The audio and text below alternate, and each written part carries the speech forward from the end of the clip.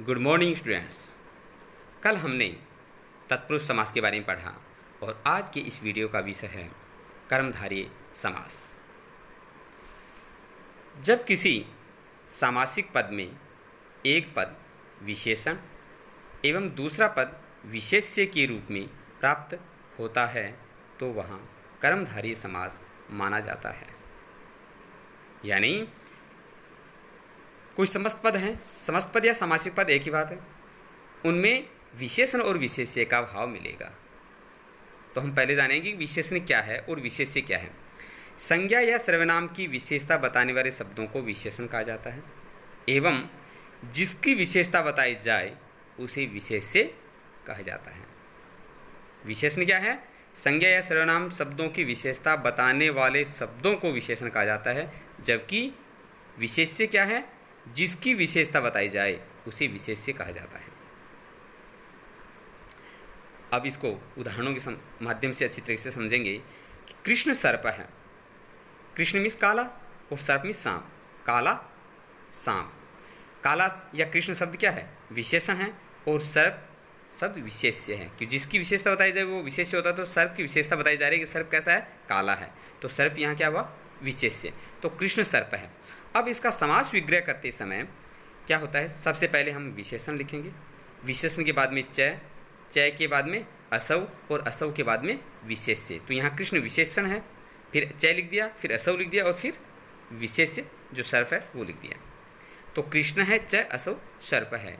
धीर पुरुष है, धीर है, च असौ पुरुष है। वीर पुरुष है। तो समास विग्रह करते समय जैसा कि आपको बताया, सबसे पहले हम विशेषण लिखेंगे, विशेषण प्लस च प्लस असौ प्लस विशेष्य। तो वीर है प्लस च असौ पुरुष है। नीलांबरम, अंबर शब्द का यहाँ अर्थ है आकाश, नीला आकाश। नीलम च तद अंबरम। अब यहाँ असौ की जगह तद आया, क्यों? क्योंकि अंबर शब्द नपुंसकलिंग है और अंबरम अंबरे अंबराणी, तो यहाँ असौ की जगह तत् लग जाएगा। ठीक इसी प्रकार श्वेत पत्रम, पत्र शब्द भी नपुंसकलिंग है। पत्रम पत्रे पत्राणि, श्वेतम च तत् पत्रम। महर्षि, महान च असौ ऋषि। महात्मा, महान च असौ आत्मा, महान है जो आत्मा। आत्मा शब्द पुल्लिंग है। हिंदी में आत्मा शब्द स्त्रीलिंग में यूज करते हैं, जबकि संस्कृत में आत्मा को पुल्लिंग की श्रेणी में माना गया है, इसलिए यहाँ असौ शब्द ही साथ में आएगा। पुण्यात्मा, पुण्य च असौ आत्मा। महावैयाकरण है, महान च असौ वैयाकरण है। वैयाकरण का अर्थ होता है व्याकरण का ज्ञाता, जो व्याकरण जानता हो वैयाकरण कहलाता है। तो महान है जो वैयाकरण। पीताम्बरम, यहाँ अंबर शब्द का अर्थ है कपड़ा। पीतम च तत् अंबरम, पीले है जो वस्त्र। नीलकंठम, नीलम च तद कंठम। तो इन सभी उदाहरणों में हम देख रहे हैं विशेषण और विशेष्य का भाव है। तो विशेषण और विशेष्य का जहाँ भाव होता है वहाँ कर्मधारय समास होता है। अब हम अगले उदाहरणों में हम देखेंगे कि उपमेय एवं उपमान का भाव होगा। तो जहाँ उपमेय और उपमान का भाव होता है वहाँ भी कर्मधारय समास होता है। तो इन शुरू करने से पहले हम जानेंगे कि उपमेय क्या है और उपमान क्या है। उपमेय जिसकी तुलना की जाए, उपमेय जिसकी तुलना की जाए, और उपमान वह प्रसिद्ध वस्तु जिससे उपमा की जा रही है या जिससे तुलना की जा रही है। जिसकी तुलना की जा रही है उपमेय और जिससे तुलना की जा रही है उपमान। तो जब किसी सामासिक पद में एक पद उपमेय एवं दूसरा पद उपमान रूप में प्राप्त होता है तो वहाँ पर भी कर्मधारय समास माना जाता है। कहने का मतलब उपमान उपमेय का जहाँ भाव होता है वहाँ पर भी कर्मधारय समास माना जाता है। जैसे घनश्याम है, घन इव श्याम है।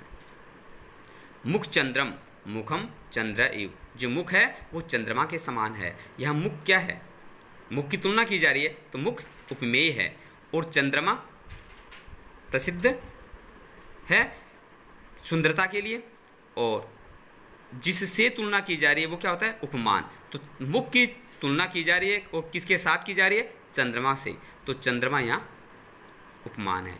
मुख उपमेय, चंद्र उपमान, चंद्रमा के समान मुख। पुरुष सिंह है, पुरुष है सिंह इव। नयन कमलम, नयने कमलम इव। शोक सागर है, सागर इव शोक है।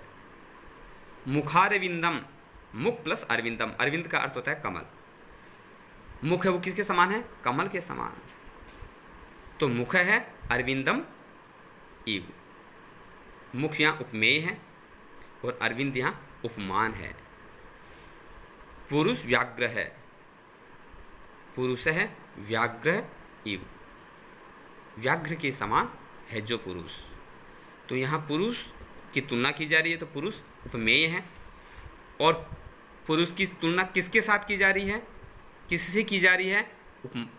व्याघ्र से। तो व्याघ्र यहाँ उपमान है। तो आज हमने पढ़ा कि जहाँ विशेषण विशेष्य का भाव होता है वहाँ पर कर्मधारय समास होता है, और जहाँ उपमेय और उपमान का भाव होता है वहाँ पर भी कर्मधारय समास होता है। आज के लिए बस इतना ही। अगले वीडियो में हम द्विगु समास के बारे में पढ़ेंगे। तब तक के लिए धन्यवाद।